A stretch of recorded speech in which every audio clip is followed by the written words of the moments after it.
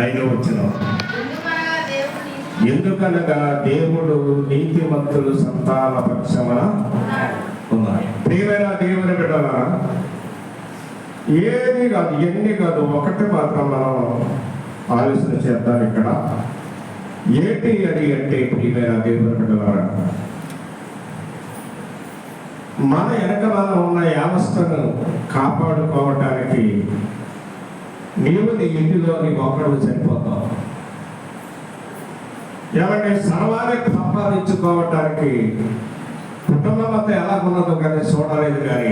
కానీ దేవుని మెప్పించే బ్రతుకుతో యోబు బలవంతుడయ్యాడు. యోబు కుటుంబంలోని నీతిమంతులు ఎంతమంది అని కలిగిన వాళ్ళగా ఉన్నాం మనం ఇక్కడ. యోబు కుటుంబంలో నీతిమంతులుగా ఉండగలిగిన వాళ్ళు ఎంతమంది ఉన్నారని చెప్పగలం? చెప్పలేమా? ఒక్కడే ఉన్నాడు. భక్తుడైన యోబు ఒక్కడే ఉన్నాడు. ఆ ఒక్కడు నీతిమంతుల సంతాన పక్షాన ఎవరన్నారు?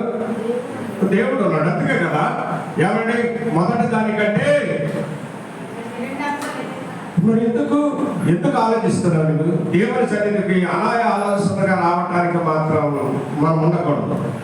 కాబట్టి ప్రభుత్వ ప్రియమైన దేవుని బిడ్డలారా, రాత్రి కాలంలో దేవుడు ఎంతో భవిష్యత్తు కాల విధానంలోని ఎంతో ఆదరణ విధానంలోని మాట్లాడిన మాటలు మనం విన్నాం, చూసాం.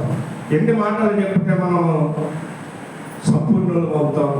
ఇక్కడికి ఈ నూతన ఆరాధనలోకి సిద్ధపడిన మనం అందరం సంపూర్ణం కావటానికి వచ్చాము, కానీ సంపూర్ణంగా బ్రతకడానికి రాలేదు. మనం ప్రియమైన దేవుని బిడ్డలారా, చాలా జాగ్రత్తగా ఆలోచన చేయాల. కానీ ఇక్కడ ఉన్న మీ అందరిలో నిజంగా నా యొక్క సహోదరి చెల్లి దైవజనురాలు, ఆమె చదువు అంతా కూడా లేదు, నీ యొక్క చదువు కూడా లేదు. ఎన్నో ఎదురు దెబ్బలు, ఎదురాటలు, ఒక్కొక్కసారి మనం వినలేని పరిస్థితులు అయినా సరే ప్రభుత్వ ప్రియమైన దేవుని బిడ్డలారా, ఈ కాలంలో ఈ దినంలో ఈ ఒక పరిస్థితుల్లో కంపల్సరిగా ఈ యోబు గ్రంథాన్ని మనం ముందు పెట్టుకోవాలి. యోబు జీవితాన్ని మనం ముందు పెట్టుకోవాలా. ఏమని కుటుంబాన్ని సంపాదించుకొని దేవుని ఎదుట నిలబెట్టడానికి ఒక్క నీతిమంతుడే భాగ్యవంతుడయ్యాడు. ఆ ఒక్క నీతిమంతుడు తల్లులలో నీ ఒక దానివై ఉండాలా, తండ్రుల్లో నీ ఒకడవై ఉండాలా. ఎందుకు వస్తున్నాం ఇక్కడికి? ప్రియమైన దేవుని బిడ్డలారా, మనం తెచ్చే కానుకలు ఫలించాలి. యోబు పెట్టు కానుక రెట్లుగా ఫలించుకుంటూ వచ్చింది. ఆ ఫలింపే యోబు కుటుంబంలో ఆఖరి దినంలో చూసాం మనం. మొదటి దానికంటే ప్రియమైన దేవుని బిడ్డలారా, అలాగే అతని కుమార్తెలంట ఏమంటే వ్యవస్థ రాష్ట్రం మీద, దేశం మీద వారికి ఉన్నంత అందము ఎవరికే లేదా. ప్రభుత్వ ప్రియమైన దేవుని బిడ్డలారా, చాలా జాగ్రత్తగా మనం గమనించుకోవాలి. ఎన్నో చూసుకుంటూ వస్తున్నాం. ఒక్క దానిలో కూడా మనం సంపూర్ణం అవుతున్నామా, ఫెయిల్ అయిపోతున్నామా అనేది గమనించుకోవాలి. నా మట్టుకు నేనైతే ఎక్కడ ఫెయిల్ అవుతున్నానా అనుకునే ఆలోచన చేసుకుంటూ వస్తాను. ప్రియమైన దేవుని బిడ్డలారా, 2 సార్లు ఫోన్ వచ్చింది నాకు. సరిదిద్దుకోవచ్చంట, కానీ సంఘాలు మాత్రం ఏం చేయలేమంట.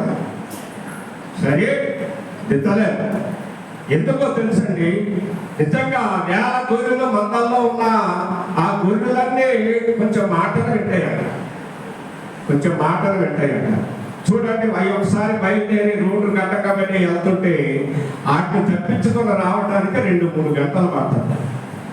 ప్రేమైన దేవుని గడ మరి అటు విధమైన గొర్రెలుగా కలిగిన సంఘము అస్సలు మాట వినదనేది ఎక్కడ ఉందంటే, ఎక్కడైతే మనము వ్యతిరేకం చూపెడతామో, ఎక్కడైతే మనము అహంకారం చూపెడతామో, ఎక్కడైతే మనము తిరుగుబాటు చూపిస్తామో అందుకే దేవుని సంఘాలు చాలా విధి విధానాల్లో ఉంటుంది కాబట్టి అన్నింటినీ సరిచేయగలిగిన మానవుడిగా ఉన్నాడంట, కానీ సంఘాన్ని సరిచేయలేనంత విధానము కనపడుతున్నదంట. కాబట్టి ప్రియమైన దేవుని బిడ్డలారా, మనము ఇంకా శీఘ్రంగా బలారాధనకి వెళ్దాము. ప్రియమైన దేవుడు కదా, బాధపడు వారి ఏమంటే బాధపడు వారి ఆలోచనలు మీరు అయినను